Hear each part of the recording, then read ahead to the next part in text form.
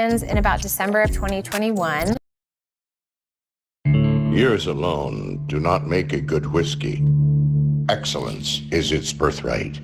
High in the Andes Mountains, there are untapped sources of pure, natural water and exquisite fields of Andean black corn used in the making of a world-class whiskey. Using traditional copper stills and aged in imported American white oak barrels. We at Don Michael present to you the first and the only Andean black corn whiskey on the planet.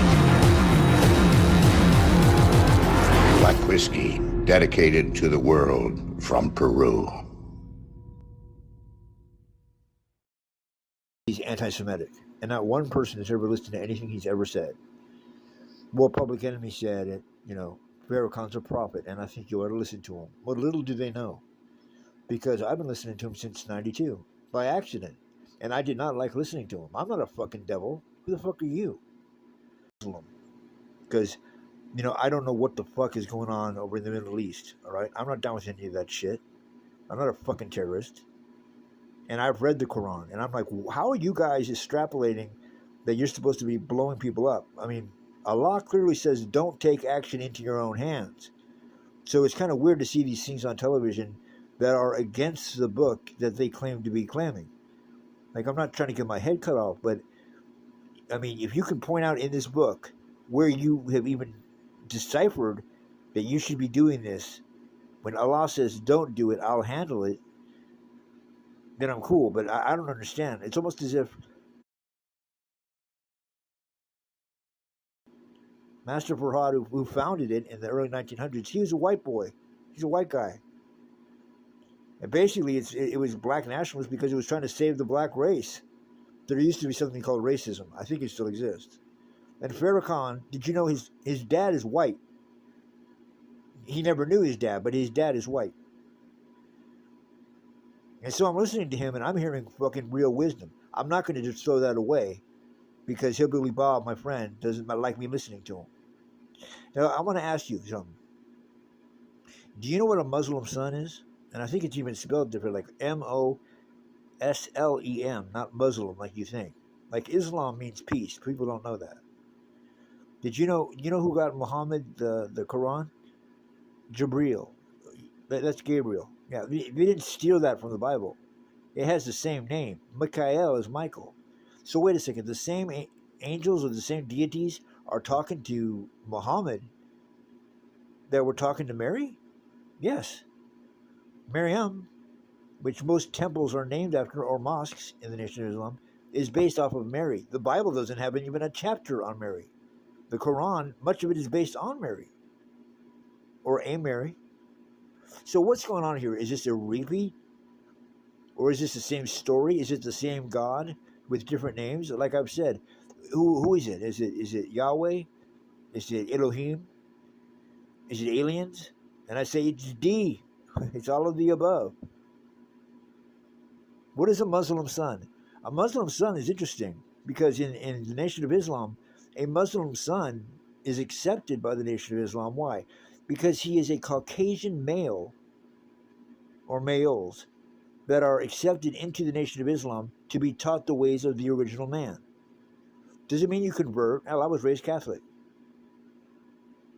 I'm not converting. I'm not swearing an oath and of life or death to a man-made thing. A man-made thing is called religion. So you're hating on God for some shit some man made up. Because I can dress up as a priest and I can start molesting boys and you can hate my Catholic religion. Is that what you want me to do? Maybe I should dress up as Donald Trump and start, dating girls my own age. Then will I be old? But a Muslim son is a Caucasian that is brought into the Nation of Islam to learn the ways that they know. I have no idea where education is don't know anything else, just know what we tell you. That's your form of education. And then in '98, I happened to be in a crew in LA, which you cannot join. Doesn't have many members, but it's very well known. ICR. I was in a branch called Civilized. And I was touched and joined by Mike, my friend Mike. Yes, he is a black guy whose mom is white. He's my best friend. He always will be. Because with graffiti artists, we're different than other cultures. We only trust each other. It's a secret society, it's a family, and that's what's beautiful about this. It is about something special that really cannot be told by any other person. When the first book came out, it was definitely an amazing accomplishment. The quality and the texture and how we presented the book, everybody loved. The second book's pretty amazing. It's for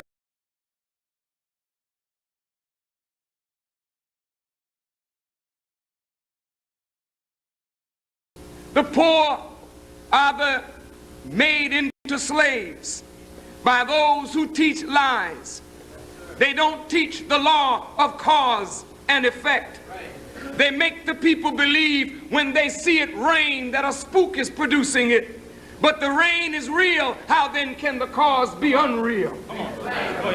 You are witnessing conditions in the world that are produced by real men, but you don't see the real cause of the effect of your own suffering. Because the bloodsuckers of the poor make you think that God is some mystery God. Well, the Honorable Elijah Muhammad said to us that there is 5% who are the poor righteous teachers, who don't believe the teaching of lies of the 10%, but this 5% are all wise and know who the true and living God is, and they teach that the true and living God is the Son of Man, the supreme being, the black man of Asia. They're also known as civilized people, Muslims and Muslim sons. Here is a small percentage of people who know God, and when they know God, they have a duty, and that duty is to teach what you know to those who do not know. Then Radical priest tries to rehab Farrakhan after Farrakhan was banned from Facebook.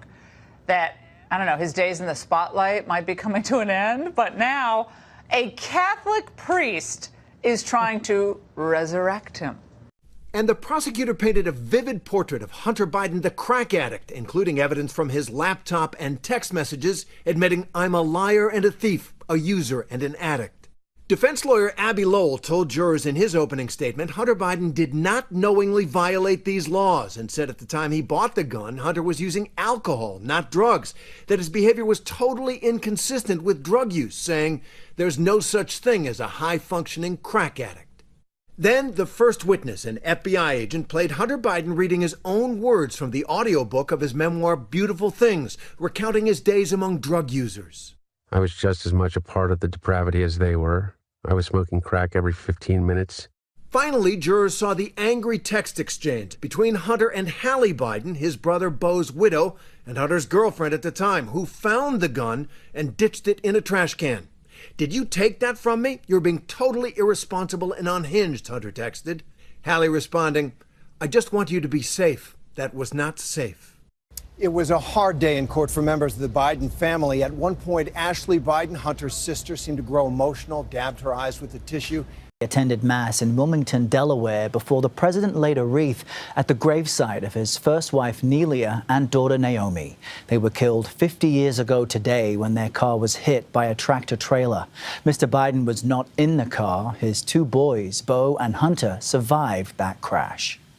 His oldest son, Beau, to cancer, while his younger son, Hunter, has spent years struggling to free himself from dependence on drugs and alcohol.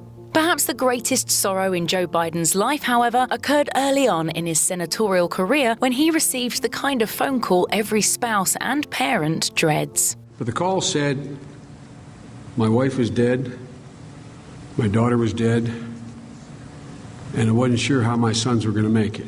As Biden told Marie Claire on December 18, 1972, "My wife and 3 children were Christmas shopping. A tractor-trailer broadsided them and killed my wife and killed my daughter." Suddenly, the young senator-elect from Delaware found himself a single dad with his 2 surviving kids in the hospital with serious injuries, and he was actually sworn into office at their bedsides.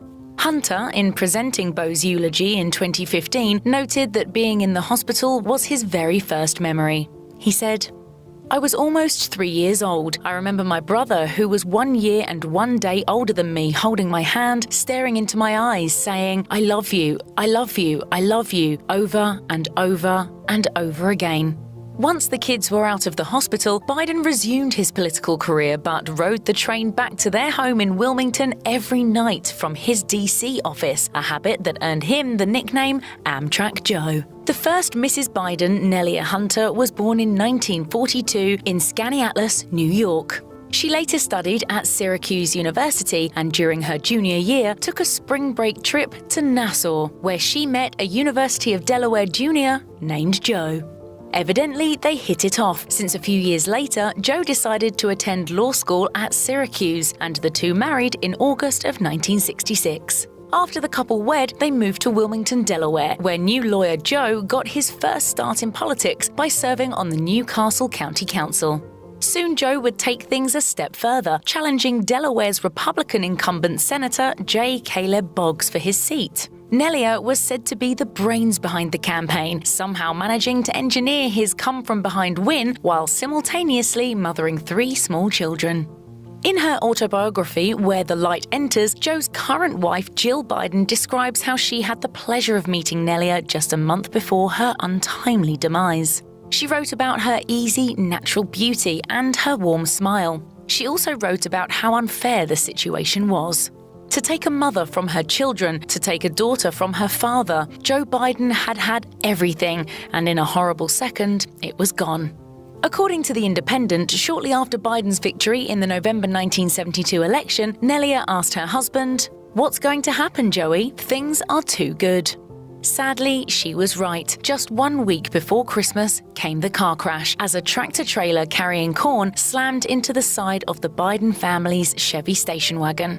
In that terrible moment, as Biden later described, "My whole world was altered forever." He soldiered through, however, not only holding up through a memorial service that drew a crowd of 1,200, but staying strong to help his injured sons. As Biden wrote in 2017's Promise Me Dad, "The pain had seemed unbearable in the beginning, and it took me a long time to heal, but I did survive the punishing ordeal. I made it through with a lot of support and reconstructed my life and my family." Biden has mentioned this profoundly sad event in many speeches he's given over the years, including a 2012 address to U.S. military service members and how hard it can be to move on after such an unspeakable tragedy. He said, "Keep thinking what your husband or wife would want you to do. Keep thinking what it is, and keep remembering those kids of yours, or him or her, the rest of their life. Blood of my blood, bone of my bone. Because, folks, it can and will get better."